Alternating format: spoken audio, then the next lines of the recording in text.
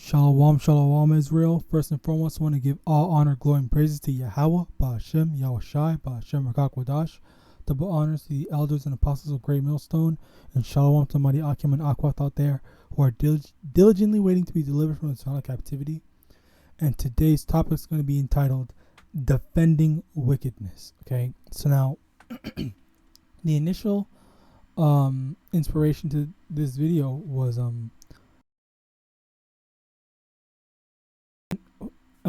I heard or I saw that some people were basically said, oh, they said a couple of racist remarks or whatever, and then you have like literally everyone, Edomites, 2/3, whatever, and whoever or whatever, basically saying, oh, that guy's not racist, it was just a spur of the moment type of thing. So I'm like, he literally said N-word. He said freaking Mexicans are X, Y, and Z and whatnot. So I'm like, he's really just like you realize really just calling him not racist. Like, so basically my issue with that is the fact that number one, like the title of the video, they're defending wickedness, number one. And number two is just that, like, all this, you can literally see things and acknowledge things as, you can literally see stuff that is plain and simple right in front of you, and people will say, oh no, that's not the case. Like, it really does not make any sense.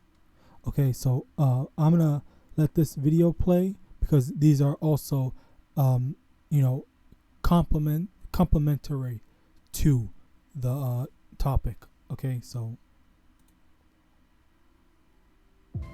all right, so I have a message for you white people, and I'm going to talk about 3 different points, but I need you to hear all 3 of them so you get the basis of what my point is to put all these together. Okay, so I'm so worked up. I hope I can get this under 3 minutes. Let's dive in. So I was watching a debate, right? And it was talking about how the Roe v. Wade and all this crap that's going on is pretty much a white person's battle, which it is. 100% agree. We'll go into that in a whole nother video. Number 1.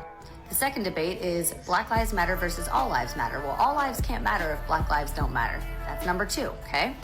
And then we have the debate on whether police brutality is an issue when it comes to Black people versus white people. So we're all very aware of what just happened in Buffalo, correct? Very racially motivated. There's no question about it. It was premeditated. White guy kills 10 Black people, right? We're also very aware that there are multiple massacre shootings that happen all the time in public areas, predominantly, if not all, done by white people. Now, what I find fucking hilarious is that white people are so outraged about this abortion BS, but where's that same energy when we're talking about police brutality versus Black people and white people? Because if you notice, every time there's a shooting like that, the white person manages to make it to a court date without a scratch on them. But yet, we have hundreds, and you can look it up. In fact, it was over 164 just in the first 8 months of 2020, and that's, that was like a year, 2 years ago. So you can imagine how many it's been since then. Everything really started after 2014 with Michael Brown. But anyways, so all of these people are being killed for things when they didn't even do anything. 12-year-old playing with a gun, a toy gun, which are sold in stores for kids to play with. Ironic, okay? A 15-year-old leaving a house party, killed. Someone that was just had a knife on them, but magically when they were transported to the jail, they sustained a spinal injury that caused them to go into coma and they magically died. Somebody having cigarettes, George Floyd, we all know what happened with him. Breonna Taylor, who was sleeping. All of these people did absolutely nothing and lost their fucking lives. Yet, on site, white people are being arrested for murdering multiple people and magically don't get gunned down. But you guys don't want to talk about that. And you know why that is? The same white people that you back for, not taking it serious that Black Lives Matter are the same people taking your little white rights away. Isn't that funny? And now all of a sudden you're outraged. Now all of a sudden it's a problem because it affects you. But I don't see that same energy when it comes to what affects Black people or Native American people or anything like that. You want to argue that all lives matter, but you don't care about when Black lives are affected. So unless you're going to fight just as hard as you are now for everybody else's issues because it's about equality, go cry your white tears to somebody else. Okay, also, I would like to say, go subscribe to this brother's channel.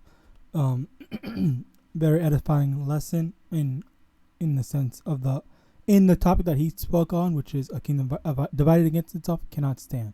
But back to what I wanted to also point out that one of the things that I absolutely hate, I hate when it is an Edomite. Like, look at who it is that's talking.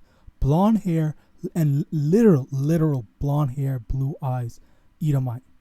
Okay, and she is the one that's pointing out all this injustice. She's the one pointing out all the BS that's happening to you dumbass Jakes, you 2/3 Jakes. But you guys are gonna act like it doesn't exist. You guys want to act like, oh, black people are crazy. They need to stop freaking going against the white man. When you have a literal Edomite woman pointing out the BS, the unfairness, and the bullshit that's going on. Yet you can't acknowledge that, but she can. Okay, and it always pains me to see, like, well, number one, when an Edomite says something like this, and then that's when, 2/3, or not even just 2/3, but Jake in general, or maybe some Israelites that are not yet coming into truth, needing to hear it from an Edomite in order for them to say, oh, you know what, she's right, or oh, you know what, they're right, you know what, they're not, the Edomites are actually evil. Like, it really sometimes just takes listening to an Edomite for some of these, stiff-necked Negroes to actually acknowledge that we have enemies and whatnot, or things are set up against us. All right. And again, I really do hate hearing this, and I don't. Well, it ultimately, ironically, it does not ironically, but it does come back down to a kingdom divided against itself, because ultimately there's the two different sections, I guess, of Edomites. Okay, there's the Edomites that want supremacy over I guess all. They want to be superior. They want to be seen as superior and whatnot. And there are also the Edomites who actually like her, who actually want to make their quote unquote utopia in a mixture, like a Babylon, in Babylon. Like, they want Babylon, which is diverse and whatever. That's how they want. There's those two types of Edomites. Okay, and now don't get me wrong. It's not in the sense that like oh, they actually want peace, because like if you see or if you hear what's the word, like those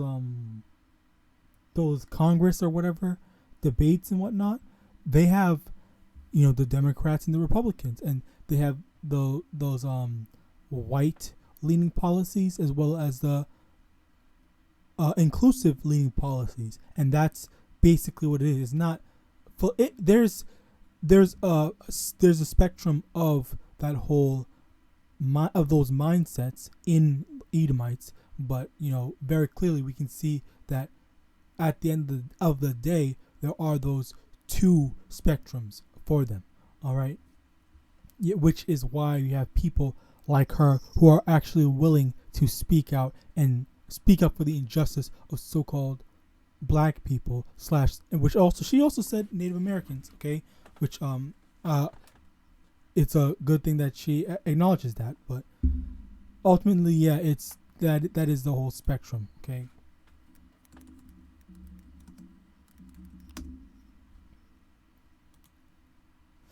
Let me not get to this first. Let's get to the next video. Okay, This is another thing that I saw, but it was from another brother's channel. So we're gonna watch this. This is another a bit lengthy, but yeah, I definitely do want to get into this. Oh, take a look at this. Chaos in church over the weekend when protesters yell out during service. It happened at the Great Faith Ministries. That's on Grand River Avenue.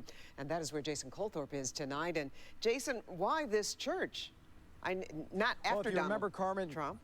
Yeah, if you remember, Carmen, this is where Donald Trump came and spoke to the congregation on September 3rd. Well, that didn't sit well with some. And the group New Era Detroit, which in its own words aims to restore black unity in black communities, showed up here Saturday, and soon after there was a disturbance in the service and dozens of people ended up spilling out into this parking lot. A clash during Saturday's service at Great Faith Ministries caught on tape. Don't touch me, bro. Mark DeAndre of 7 Mile Radio was there as an observer and shot the video. I got word that New Era Detroit was going to be at the church where Donald Trump spoke, and I just, kind of seen a funnel cloud in the air. And that funnel cloud touched down as security pushed protesters along with DeAndre out and went nose to nose in the parking lot. Bishop Wayne T. Jackson stands behind his security because he didn't know what was happening when someone charged his pulpit. He had a cane with dark glasses on and said, "Power to the people." So my security took him out.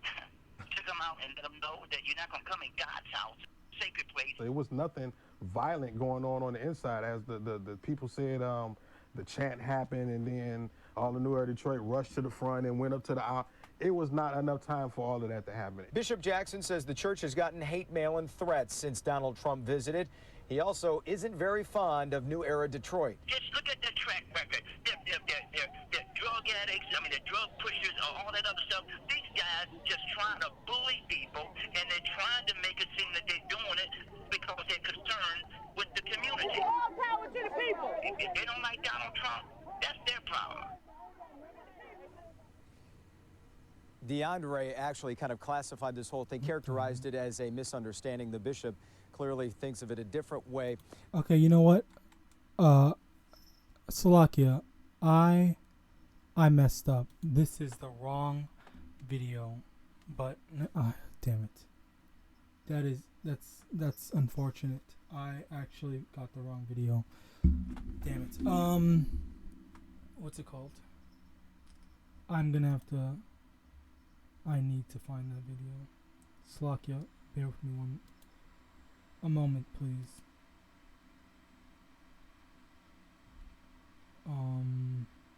Where is it? Okay, cool. Found it. Okay. Let me go get that.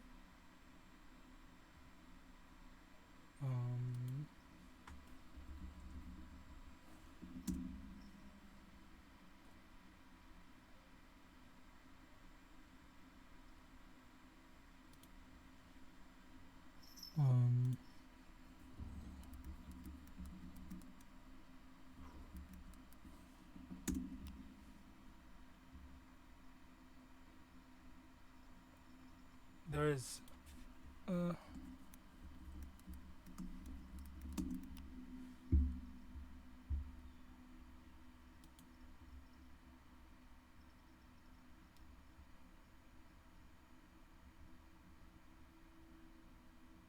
correction.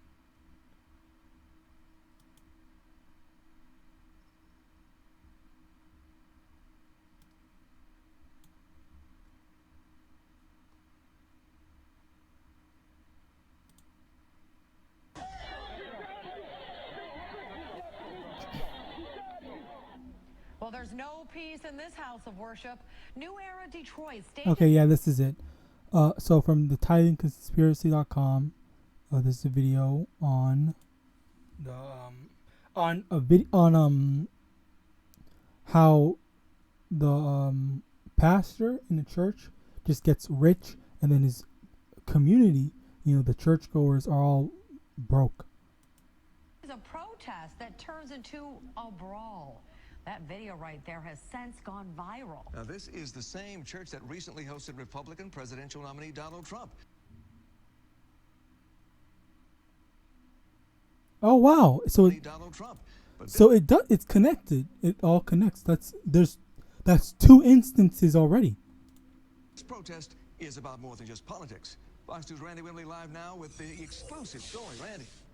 Yeah, guys, this has a lot more to do than just politics. New Era Detroit, they call it church accountability.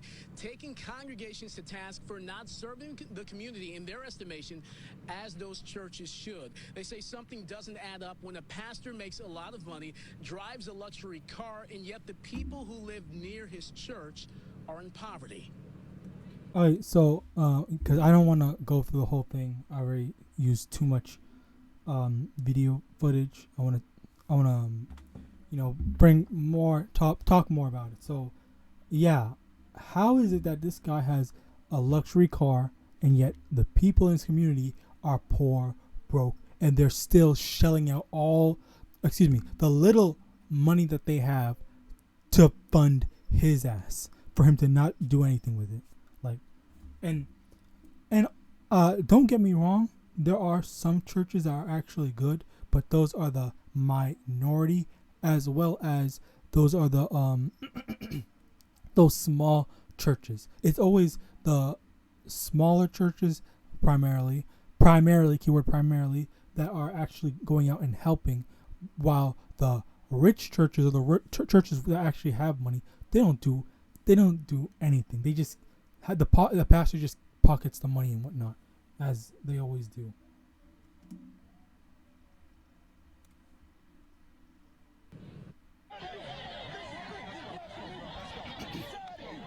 A scuffle inside the sanctuary after New Era Detroit. Oh, Slovakia.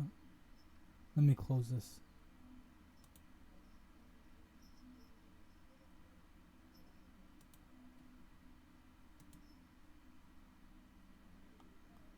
Okay. Protest during a worship service.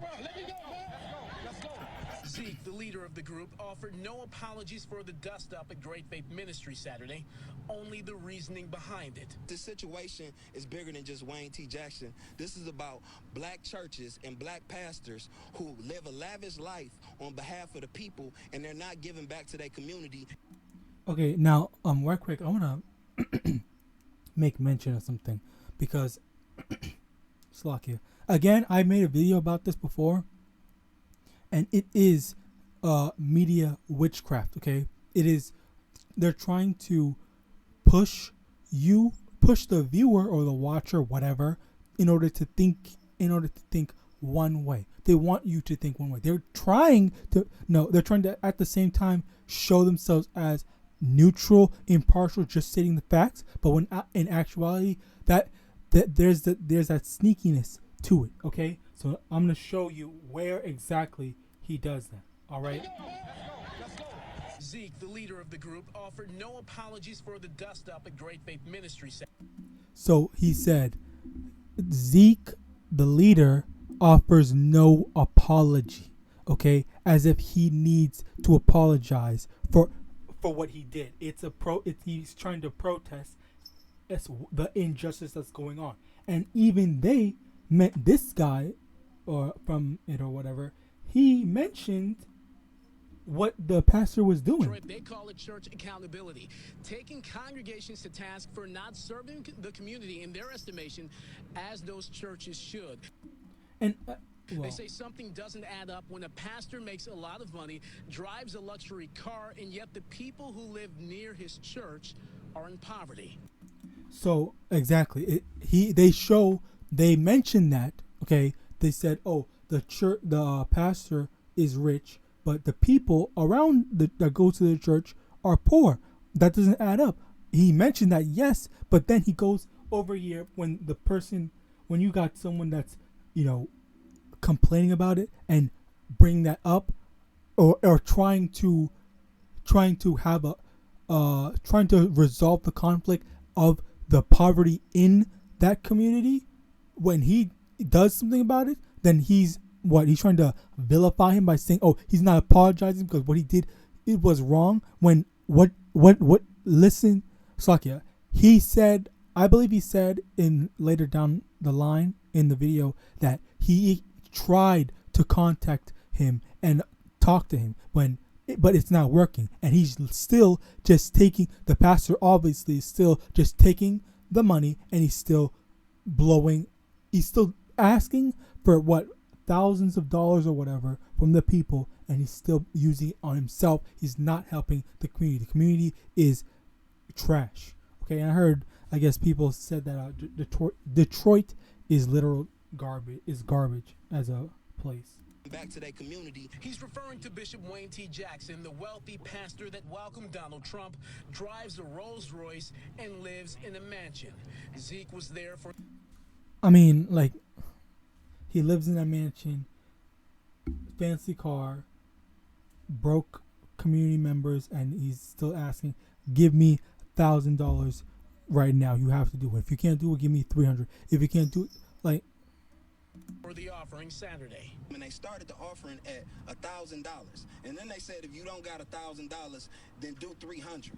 And if you don't got cash, then we got ATM machines. I don't understand that logic. I don't understand that way of thinking. And whatever, you guys, you get it. But yeah, basically, he's asking for money. Like, he's still asking for money, even though he's rich.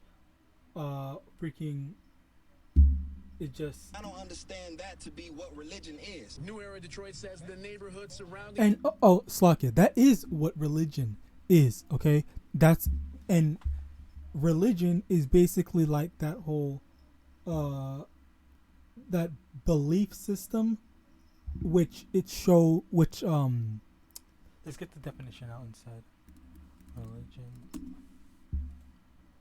The belief in and worship of a superhuman controlling power, especially a personal god or gods. Okay, well, I mean, yeah, there's that literal definition, whatever, but in actuality, it's more so like, I don't know how to phrase it. It's kind of like similar to like how they have like Democrats and Republicans. That's kind of what it is. Like I don't know, the word escapes me right now, but it's like I can't make the word Slovakia about that. Great Faith Ministries is by and large impoverished. This guy has networks, churches, fancy cars, you know what I mean, $1 million houses, and there's babies in this community that's going without food at night. Somebody has to be frustrated about this enough to do something that would get people's attention, and that's what New Era Detroit did. Here's the thing. Pick up the phone. Call. Right. I want to talk to you, Apostle. Right. Apostle's a very fair man. He would meet with you. He would talk to you. What's your issue? But to do it that way, that is so disrespectful. And members of Great Faith Ministry say New Era Detroit has their church and their pastor all wrong. That bishop give away homes, cars. They say he's an astute businessman. Juanita Kinney says he's one with a heart of gold. And when he found out that I didn't have anywhere to live, within an hour he was calling me back, telling me to go and look at an apartment. And because of that, and because of the love from him and his wife, I now have my own place. You should talk to people that he... Wait, hold on. Did she say she didn't have a place to live, and then he told her, go look for an apartment? But did she have to pay for it? Have anywhere to live, within an hour he was calling me back, telling me to go and look at an apartment. And because of that, and because of the love from him and his wife, I now have my own place. I might have misspoke. I don't know the details, and I need to hear more details on that. You should talk to people that he's hired. Ex-cons, people that were in prison. He's done so much work for this community. There are homes that he's bought and gave to people. But Zeke don't know that. Many feel New Era Detroit crossed the line and violated a sacred space. They even drew comparisons to Dylan Roof, the man who walked into a church service and gunned down 9 people in Charleston, South Carolina. They can't come in here and think they're going to take over our service, have our women and children, mothers up in here terrified. And they're talking about that they are out there protecting the community. This is a community up in here. That's right. Hindsight is 2020. Given all this being said, would you do it all over again? Absolutely. We would definitely do it all over again. Would we tweak something? Absolutely. We would probably tweak up a few things and change it, but going back, no. We would definitely go in there again, and they better get their act together because we just might be back. Even so, the leader of New Era Detroit says he is open to having a sit-down with Bishop Wayne T. Jackson and the pastors of other churches that New Era Detroit has protested. Stay tuned. Hugh, Taryn? Well, Randy, I mean, $1,000 is a lot of money to ask for an offering, but well, you said about a conversation, but what does the New Era group want the bishop to do, and what do they plan to do if he doesn't? Well, you heard just in that last soundbite, they may show up here again. We don't know if that's going to happen, but he said that's something that they're definitely open to. But New Era Detroit, they say they want to see churches doing more to better serve and improve the living conditions of the communities in which those churches are in. And so this is a story that raises a lot of questions about the function of a church. What does a local congregation owe the community that it's in? And so New Era Detroit, they're definitely raising that issue. They say there are some churches that are doing a good job of this, but in their estimation, there are many that are not. Great Faith Ministries being one of them. It is certainly interesting because we know he's not the only rich preacher out there. So obviously more to come. Okay, so also in addition to that, I would like to make a comment on their last thing. You know, all that other stuff, the whole oh, he's helped people out and stuff like that. Like, again, there needs to be more information or details to that, because I absolutely highly doubt that that guy would go and run up in a church for no reason. He must have had some personal experiences with that church, you know, to even feel compelled to do it. But, you know, a lot of times, Esau, as well as simple-minded Jakes, will just ignore the fact, because he obviously very clearly his motivation is a noble one. So why would he go to a church if there was nothing wrong? If there was absolutely nothing wrong with the pastor, if the pastor wasn't doing anything wrong, then why would he do that? Okay, and that's the thing. Like, yes, it is not fully ingrained in logic, but it is ingrained in probability. Okay, it is more probable that the pastor has done something wrong or is doing something wrong, and that is the reason why someone like Zeke, or what his name was, had to even go and do all this in the first place. Okay, I have full faith that, you know, this was not for nothing. It was because he did something. The pastor did something, or is not doing something that this had to happen. Okay, a lot of times you guys are just ignore and just take stuff at face value without going into details, and that's absolutely what you have to do. Okay, and I don't live in Detroit. I would love to go and find out on my own. Oh no, okay, Slakia, that's not entirely true. I would call. I would, you know, ask him myself if I could, but outside of that, you know, if I could get in contact with him, I would. But outside of that, no. It's not just for nothing. He's not just doing it for no reason. Okay, so there is absolutely, I almost guarantee that there's a good. Moving on into the scriptures. Okay, I want to go into Proverbs 17 verse 15. He that justifieth the wicked and he that condemneth the just, even they both are abomination to the Most High. So now, if you look at what was going on, okay, ultimately, these guys, even though they ended this, the news channel, okay, I want to go on the news channel first, okay. Well, no, firstly, I want to say that the people, the church congregation, they were defending the pastor, okay. I'm gonna go along with the assumption. I'm gonna go with the assumption that he is wrong, and that's how I'm gonna do my speaking for the sake of this lesson. Okay, so if he's actually right in the right, then that's on me. But for the sake of the lesson, I'm gonna go and on the assumption that he's wrong. Now, through this, okay, the church members, they were defending him. Okay, now in the overall tone of the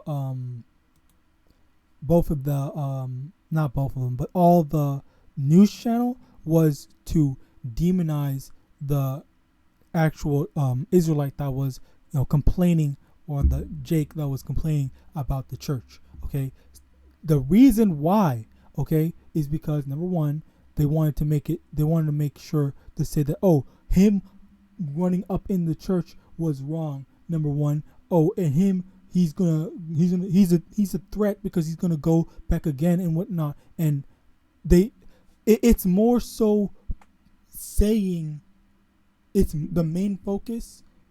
Let me show, because the main focus was to demonize the brother. What does a local congregation owe the community that it's in? And so New Era Detroit, they're definitely raising. So, hold on. I'm gonna have to speed this up though. New Era Detroit has protested. Stay tuned. Hugh, Taryn.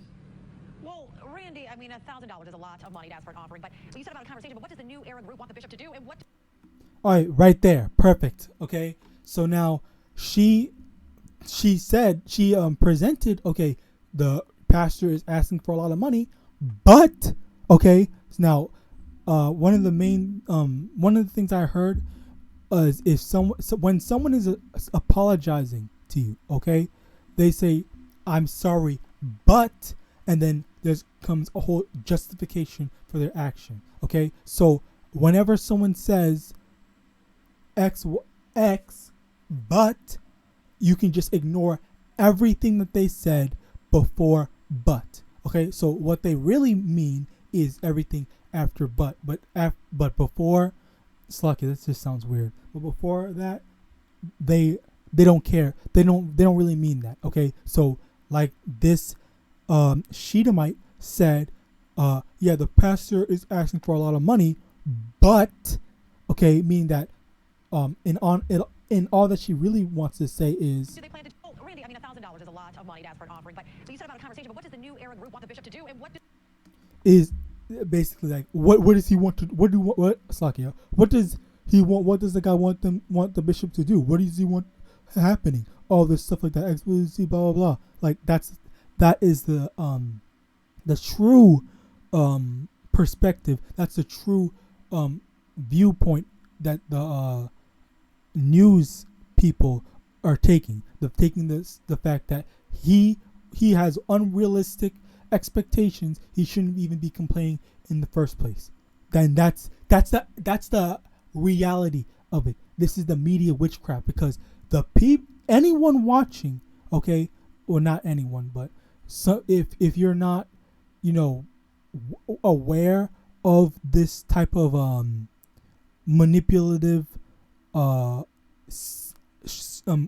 quick speech, but like subtle speech, okay, if you're not aware of that, then you're going to be guided into thinking a certain way, okay, which they've done that, okay, and like, oh, it's such a tragic thing that what's it called happened. Like, that's an example of something like that. If I could literally give an example in another thing, okay, I could show another. Well, no, I can't, because it's just too much. It's too much to look for something. All right, well, there, perfect. In the war, okay. Did you know half a teaspoon burns fat 728% faster? We're talking. All right. So now over here, like when they're talking about war, all right, Russia attacking Ukraine. Okay, whenever they talk about war, they always say, "Oh, Russia's so evil for attacking this," or Ukraine was tragically devastated by Russia and stuff like that. But they don't ever mention what led to Russia attacking Ukraine. Why is Russia attacking Ukraine? And all these extra stuff. They only intentionally leave in details that vilify Russia / say these emotional phrases like, the poor. They show what's it called? Kids dying, women and children being ravished or whatever, and stuff like that. Ukrainian women and children dying and stuff like that, in order to make you feel sorry for Ukraine. All right, that's a major thing that they do in anime, anime and media in general. Okay, because when they are for example, if you watch not Marvel, what's it called, DC, like Superman and stuff like that, you see the Superman growing up, you see him, learning all this stuff like that, you build up that attachment to him. But for Lex Luthor, they don't give you his background. They just show Lex Luthor where he's at now, being an asshole and stuff like that. You don't see how he becomes an asshole. He's just, he's an asshole and Superman has to beat him, and you don't feel sorry for Lex Luthor because he's just presented as an asshole. While on the flip side, if you watch something, most mainstream animes, they show both sides of the coin. Like for one of the main things is Naruto. Okay, so in Naruto, you see him growing up, he's being treated like trash, and then you're rooting for him, but at the same time you see someone like Madara, and you see how he had to grow up. You actually do feel sorry for him, and some people even like Madara, as well as say Madara did nothing wrong, Madara was right, blah blah blah, and all this stuff like that. Even my brother and I even spoke on this, like what he was trying to do, it was actually like not really evil in the slightest. Initially, because what he was trying to do was trying to make everyone in a dream world so that they can do whatever, they could live the happiest that they could live, and that was his end goal. And that doesn't really seem evil.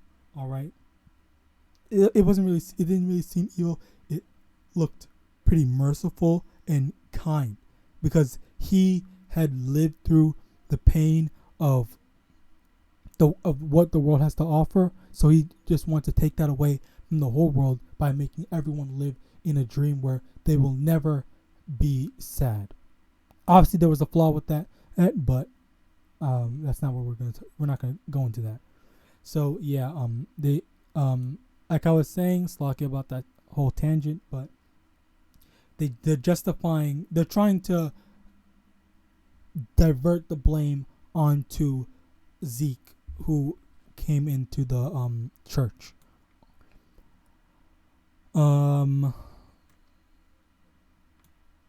Okay, well, in addition to that, okay, I want to go into what was it? Okay, perfect. Esau, Edom. Thankfully, again, write down your stuff, people. What the main thing we need to look out for is the fact that Esau loves chaos. Okay, he wants to make things chaotic. He thrives in chaos. Okay, so Isaiah 30 verse 1: Woe to the rebellious children, saith the Lord, that take counsel but not of me, and that cover with the covering but not of my spirit, that they may add sin to sin, that walk to go down into Egypt, and have not asked at my mouth, to strengthen themselves in the strength of Pharaoh, and to trust in the shadow of Egypt. Therefore shall the strength of Pharaoh be your shame, and the trust in the shadow of Egypt your confusion. So those that go down to Esau for help, okay, that the strength of Pharaoh, or the strength of the American council, the American power, whatever, is going to be your shame, and the trust in the shadow of Egypt is going to be your confusion. Because ultimately, at the end of everything, Egypt, Slakia, Babylon, which is spiritually Egypt, is going to be destroyed by the Most High YAHAWAH and YAHAWASHI. All right, so for them to be saying,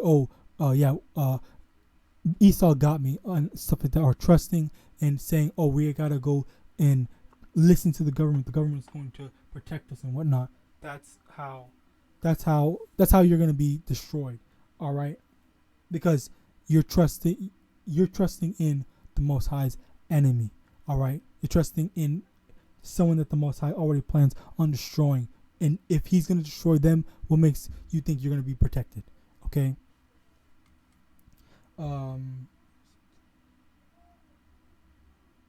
In addition to that, in you trusting in Egypt or Babylon, is they're trying to create chaos in your false sense of security, because as you think, oh, we're gonna be safe, there's the chaos that's being created from that security, quote unquote, security blanket that they give you. All right. Ezekiel 35:5, because thou hast had a perpetual hatred and hast shed the blood of the children of Israel by the force of the sword in the time of their calamity, in the time that their iniquity had an end. They have a perpetual hatred towards us. So why would you Jakes think, why should Israel think that Esau has our best interests at heart? Okay, it's even proven with this video where she was talking about what just happened, where she was talking about how, whenever all lives matter, only all lives matter. All lives matter means only Edomite lives matter. And when Israelite lives are at jeopardy, they don't care. Be quiet. All lives matter. Fuck your thing. And then they protest against your lives meaning something. All right. So they have a perpetual hatred towards you guys. Yet you guys foolishly think that they actually love you. All right. And Proverbs chapter 12 from the top.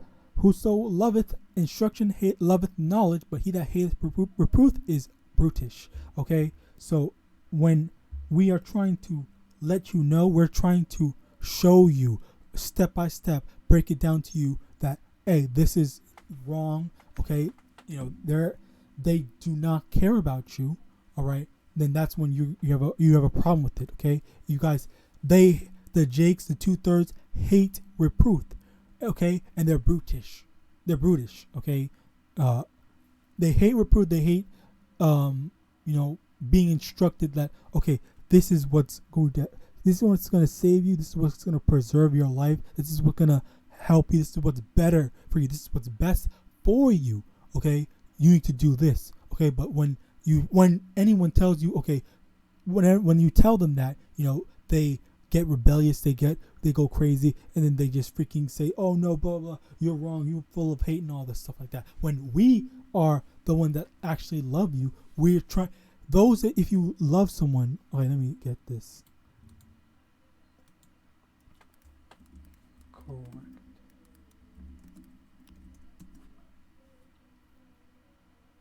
Proverbs chapter 3 verse 12. For whom the Lord loveth, he correcteth, even as a father the son in whom he delighteth. So the same way a father would correct his son when his son is going off, okay, that's the same way the Most High loves us. Okay, and that's the same way we love you guys. Okay, not everyone, but the Israelites. Okay, we try to let you guys know, hey, don't do this, do this. This is what's right. This is what's gonna help you in your life overall. But you guys are like that rebellious children that Esau loves to be, okay? And you just go against everything, and then you cause problems, and then you're saying that we hate you when we're trying to get you to better yourselves. All right. Proverbs 5:12 just the same thing, and say, how have I hated instruction, and my heart despises reproof. and have not obeyed the voice of my teachers, nor inclined mine ear to them that instructed me. I was almost in all evil in the midst of the congregation and assembly.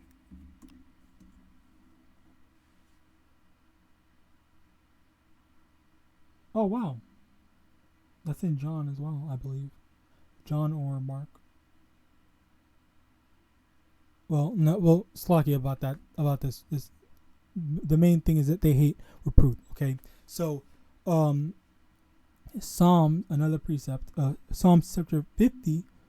Well, actually, firstly, Isaiah chapter 30, verse 10, which say to the seers, see not, and to the prophets, prophesy not unto us right things, speak unto us smooth things, prophesy deceits. Meaning, they want people to say, oh, it's God said it's okay. They want us to prophesy and say that God said it's okay for you to be a homosexual and whatnot, and other things. Okay, basically they want us to say that God said it's okay to be wicked. As we are prophesying and telling them what the Bible says, they want us to speak.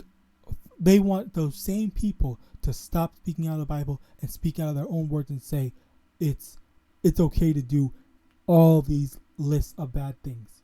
Okay, when that's not from the Most High. That's why it says, speak unto us smooth things, prophesy not unto us right things. Okay, prophesy deceits. Now, Psalms chapter 50, verse 15, and call upon me in the day of trouble, I will deliver thee, and thou shalt glorify me.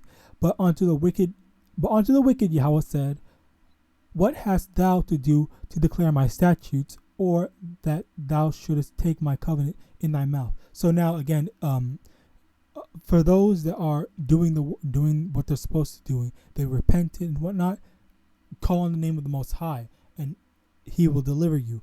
Okay, but now this is towards the wicked. Okay, verse 17: seeing thou hatest instruction and castest my word behind thee, when thou sawest a thief, then thou consented with him, and hast been partaker with adulterers. Thou givest thy mouth to evil, and thy tongue frameth deceit. So now, when there was wickedness, okay, when wickedness presents itself, then that's when you wicked niggas, you wicked 2/3 want to go hand in hand with that wickedness and partake in it. Okay. And again, what's more, they hated instruction. Okay, when they received the word, they cast it away. All right. Verse 20: thou sittest and speakest against thy brother, thou slanderest thine own mother's son. So again, well, not again, but in addition to that, they take they speak against their brother, which is the 1/3, or the Israelites are actually telling them to repent, or telling them the right way, okay, through the will and power of the Most High, YAHAWASHI. Okay, they slanderous thy own mother's son. They slander once again us, okay, thy brother, in roundabout way, thy brother. Verse 21: these things hast thou done, and I kept silence, though thou thoughtest that I was altogether such an one as thyself, but I will reprove thee and set them in order before mine eyes. Okay, so ultimately, this is what's going on. Okay, for the wicked, there's no deliverance for them. Okay, the Most High is not going to deliver them. They speak against the prophets, the people that the Most High is dealing with. Okay, and then it just when they're going to be calling out on the name of the Most High, if they had learned about the name, which all this word's they're all gonna know the name. Okay, but when they call out, then the Most High is not gonna do anything. He's just gonna sit on the sideline and watch you be destroyed for your foolishness and your refusal to repent. Now, a precept to Ecclesiastes chapter 8, verse 11, because sentence against an evil work is not executed speedily, therefore the heart of the sons of men are fully set in them to do evil. Slakia. So the reason this is basically saying that in verse 8 and verse 11, because the wicked aren't being judged speedily, or the wicked aren't being punished speedily or immediately, okay, that's what makes these wicked people, 2/3 as well as heathens, think, okay, it's all right for me to do wickedness because there's no punishment for it. But little do they know that down the line is when the punishment comes. Verse 12, though a sinner do evil 100 times and his days be prolonged, yet surely I know that it shall be well with them that fear Yahweh, which fear before him, but it shall not be well with the wicked, neither shall he prolong his days, which are as a shadow, because he feareth not before Yahweh. Okay, so again, even though it seems like the wicked are enjoying themselves for such a long time, ultimately, at the end of the day, or at the end of it all, the wicked are going to have to answer for their decisions, as well as the righteous are going to be rewarded / the reward for enduring and not falling into temptation is ultimately better. Okay, and just that's the whole divide, because unfortunately we are divided as well. There's the righteous 2/3 and the wicked 2/3. Okay, and that's where the great divide comes in, because you have these 2/3 that are defending, saying, oh, the white man ain't never do nothing bad for us and whatnot, and they're just so set on doing the things because of all that we see. Okay, there's no immediate punishment to being wicked. There's no we're not delivered yet and whatnot. Like it's all seemingly, and that ultimately is a delusion sent by the Most High. Okay.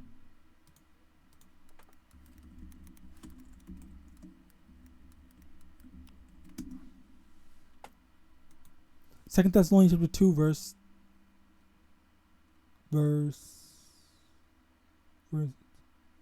11, and for this cause Yahweh shall send them strong delusion, that they should believe a lie. Okay, so that's the delusion that they think that life will be better life is better in Babylon than with the Most High. Okay, because let me get this precept as well.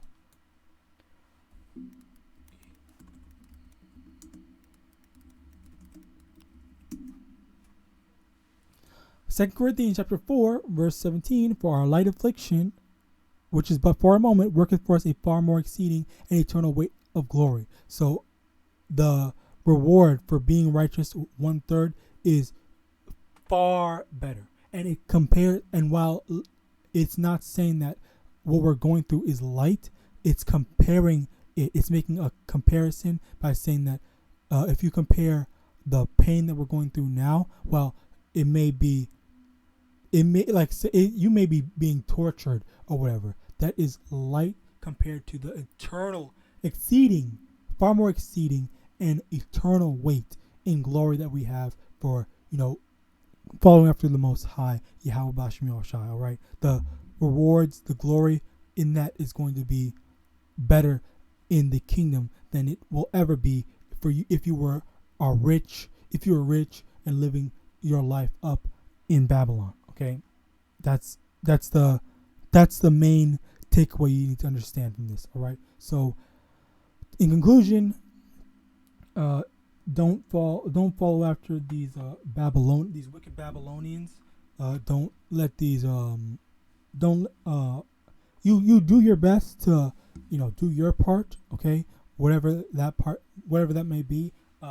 We all have our different talents. Okay, we all have our different talents as in the different things that we can do, as well as our different roles. Okay, so whatever you have to do, you do your part, and through the will and power of the Most High YAHAWASHI, you'll be rewarded for doing your part. Okay, so whatever, don't let these wicked people, which is heathen and 2/3, lead you to thinking, oh, you can be wicked, or you can do this, or these pastors did nothing wrong, or these evil people did nothing wrong, these Edomites did nothing wrong. Don't fall after that.